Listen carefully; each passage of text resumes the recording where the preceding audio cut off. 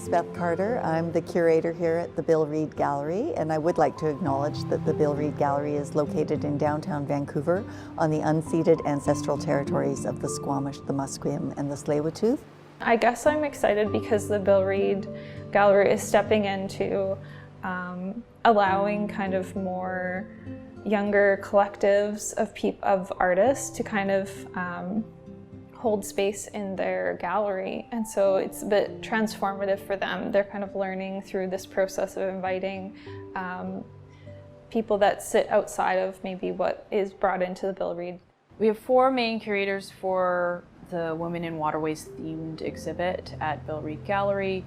They are Tiffany Craig, Angela Stemstead, Denver Linkslag, and myself. So the goals of the exhibition are to bring forward Indigenous ways of knowing around water, especially through a female lens. And what's happened is that there's many different approaches you could take to a discussion about water and the importance of water in the Northwest Coast.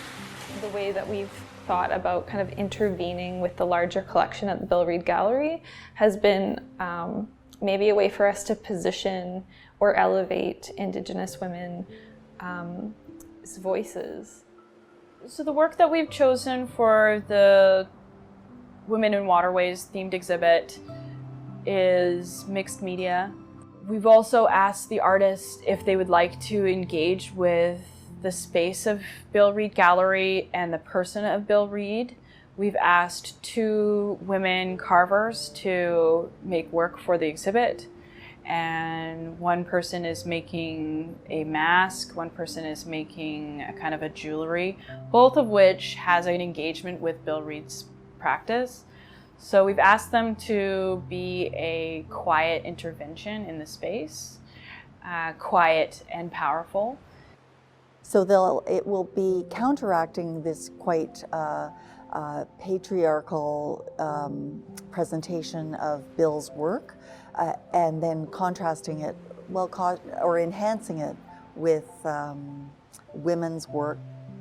Water Honors Us is the English title of the exhibition, and we asked self-identifying Indigenous women to apply to the show.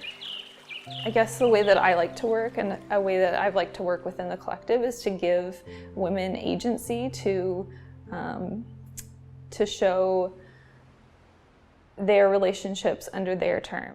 The person that we decided to highlight is Audrey Siegl, who, when we were making this decision, was really solidified in attending some recent protests with the Usotin camp.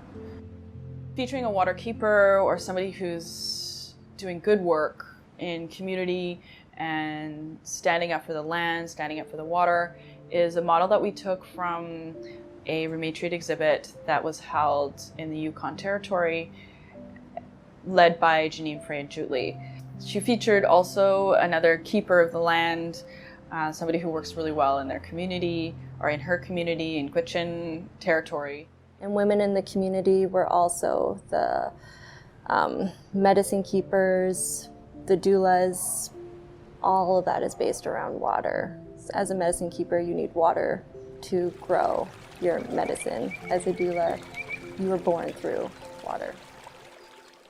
The exhibition is to show the strength of women as water keepers and matriarchs. And it is also to show that we are a collective body who support one another and that we're not separated by boundaries.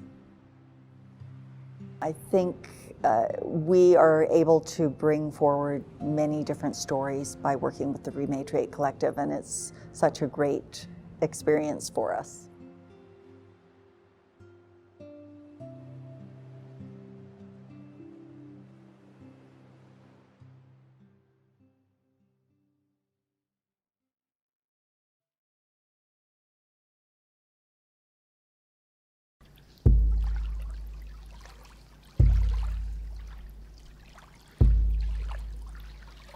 How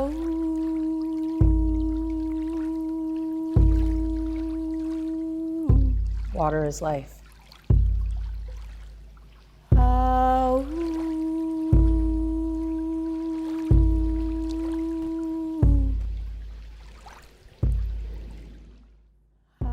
We're connected to water and the land through our worldview.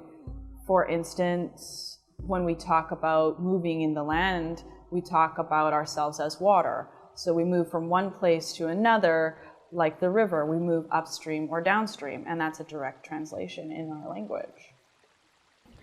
The relationship, the direct and inseparable connection between women and water, it's responsible for every one of our lives, that we are in our mother's body. We live in a water that our mother's body creates to nurture us, to keep us safe, to protect us. We are the land. We're connected to the land. We're part of the land. Our languages come from the land. We come from the land. The reason the devastation has been allowed to happen here on this land is because the people who are devastating it have no connection to their own homelands. The reason they bring in military, like up at the Gitxsan checkpoint and Unistoten most recently, is because they don't understand our connection to the land. It's a nuisance and it's an inconvenience. We need to get in there. We need to build this, we need to dig that, we need to take this down. There's a relationship for Indigenous people in the land, and for our communities it can be termed as sacred, a relationship. It also is a bit disrupted and broken due to colonization, residential schools, and so I think this kind of like returning back to the land is a way of healing for Indigenous people. My voice represents the voices of those who are unable to speak for themselves. That's a big job, and I don't take it lightly, and I say that with no ego at all. I've paid a big price to do this work, and I will continue to pay that price as long as it is my work to do. That these opportunities that I have been afforded to go out and reach international platforms for the water and the importance of the water to all life on the planet, I don't take that lightly. It's important to advocate for the protection of our lands and waters, and to do that throughout territories, like inside and outside of Indigenous lands, because like on a global scale, like we're all seeing the repercussions. That means you respect the water, you respect the trees, you respect all the life on the land. It seems like a daunting task, but if each person starts with just little things, get a reusable straw, you have a reusable cup, don't buy plastic where you don't have to. Don't drink plastic water bottles. We've been doing this in this place and being asked by our ancestors to fiercely care for this portion of land that has been bought. We fought to keep this portion of land, and we continue to fight to keep this portion of land. I need every person to reconnect to themselves, to reconnect to their people, to find a way, if at all possible, go back and put your feet on your ancestors' land. Walk where your women walked. Put your feet in those waters. If there are trees still there, go to those trees, go breathe that air. If there are medicines there, if you know what your people wore, if you know what your people ate, if you know the words that your ancestors spoke, eat that food, wear those clothes, speak those words. Oh, heal.